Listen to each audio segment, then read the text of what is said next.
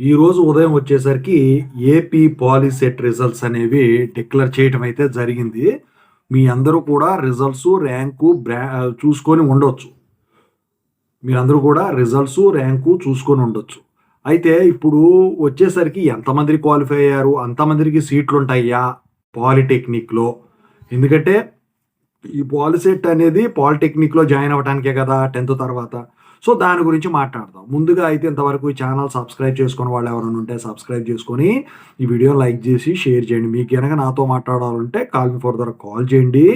ఇక్కడ ఏపీటీజీ డిప్లొమాది Telegram channel డిస్క్రిప్షన్‌లో ఉంది. దాంట్లో జాయిన్ అవ్వండి. ఇక టాపిక్‌లో వెడితే ఏపీ రాష్ట్ర వ్యాప్తంగా 1,60,000 పైన 10థ్ క్లాస్ విద్యార్థులు పాలిసెట్ రాస్తే 1,48,950 మందికి క్వాలిఫై అవ్వటం అయితే జరిగిందనమాట.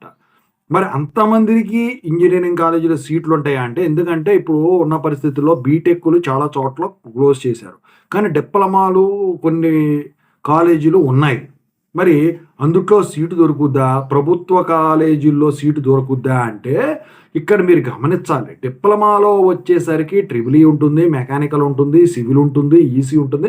ఇప్పుడున్న డిమాండ్ ప్రకారం సీఎస్ఈ అందుట్లో సబ్ బ్రాంచెస్ కూడా ఉండటం అయితే జరుగుతా ఉంది.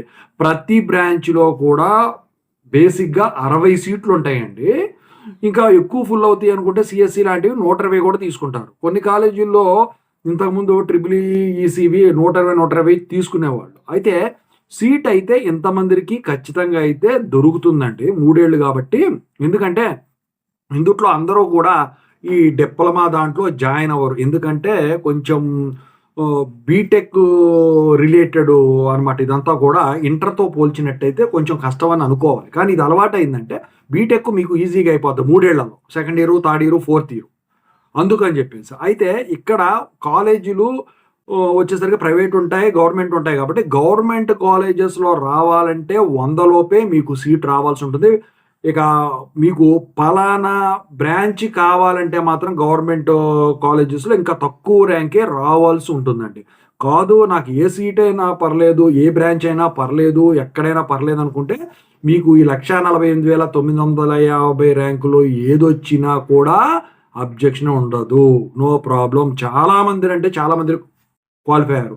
ఈ ఏపీ పాలిసెట్ కౌన్సిలింగ్‌కి మీరందరూ కూడా అన్నీ ముందుగానే చెక్ చేసుకొని వెళ్ళండి. ఏపీ పాలిసెట్ వెబ్‌సైట్ ఏదో ఉంటదో దాంట్లో కాలేజెస్ లిస్ట్ ఉంటదండి. ఆ కాలేజెస్ లిస్ట్ ప్రకారం గ్రేడ్ ఇస్తారండి. ఆ గ్రేడ్ ప్రకారం, ర్యాంక్ ప్రకారం చూసుకొని మంచి కాలేజా, పాఠాలు బాగా చెప్తారా లేదా చూసుకొని చక్కగా జాయిన్ అవ్వండి. కొంతమందేంటంటే ఫ్యాకల్టీ అడ్మిషన్స్ కోసం వస్తామంటారు. మీరు ఈలోపు చూసుకొని ఉంటారు కాబట్టి మంచి కాలేజీ అయితే దూరం అయినా కానివ్వండి, వెళ్ళిపోయి జాయిన్ అవ్వండి. క్లాసులు నడిచే చోట, అంతా మీకు ఫ్రీగా ఉండే చోట. ఓకేనా? సో, అంటే మీకు తెలుసు కదా మీకెలా ఉండాలేంటి అని చెప్పేసి.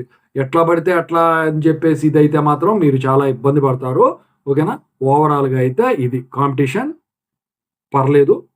సీట్ల పరంగా చూసుకున్న డిప్లొమాలో బానే సీట్లు దొరుకుతాయి. Thank you so much.